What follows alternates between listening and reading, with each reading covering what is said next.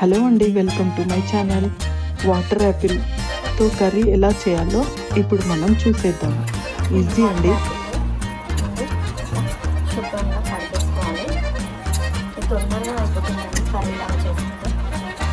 కాకపోతే కొంచెం హెల్తీగా ఉంటుంది, ఏం కాదు.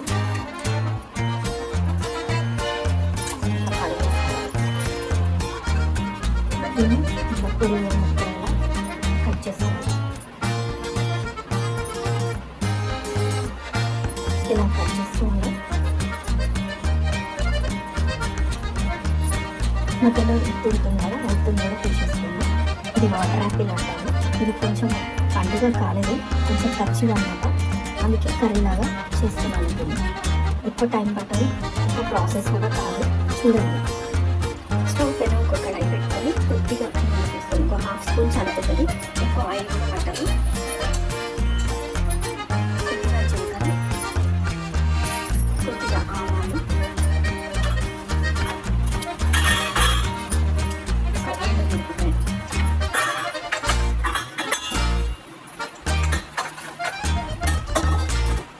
ఆవాలు జీలకర్ర ఇట్లా చిట్టపట వేయడం కొద్దిగా అల్లం వెల్లుల్లి పేస్ట్,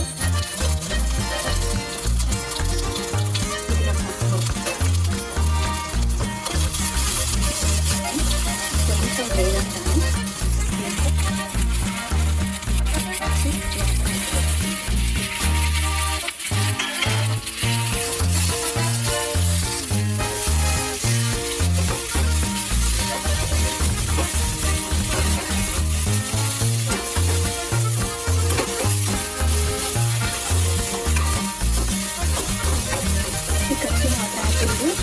కొంచెం కారం కలుపుకొని కూడా తింటారు. అలాగే ఫ్రై చేయకుండా నేను కర్రీ కోసం అని చెప్పేసి ఇలా ఫ్రై చేసుకుంటాను. ఆల్రెడీ పప్పు సర్వ్ చేస్తాను కాబట్టి దాంట్లోకి ఇలా ఫ్రై చేసుకుంటాను. దీంట్లో కొద్దిగా ఉప్పు వేసుకోవాలి.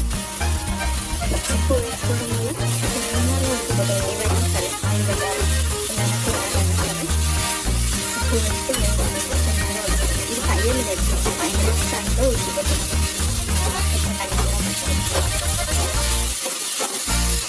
దీంట్లో కొంచెం కొత్తిమీర పుదీనా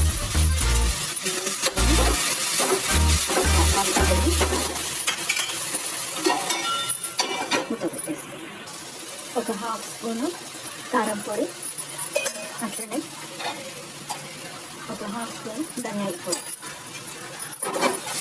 ఇది వేసి కొంచెం ఒక 2 నిమిషాలు వేగనిచ్చి దిప్పేసుకోవాలి. అంతే.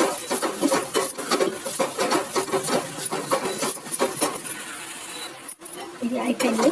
2 నిమిషాలు వేగాక తీసుకోవాలి. అంతే, tasty water Apple curry ready. బాగుంటుందండి. ఒక వంకాయ ఫ్రై, ఆలూ ఫ్రై టేస్ట్ ఉంటుంది.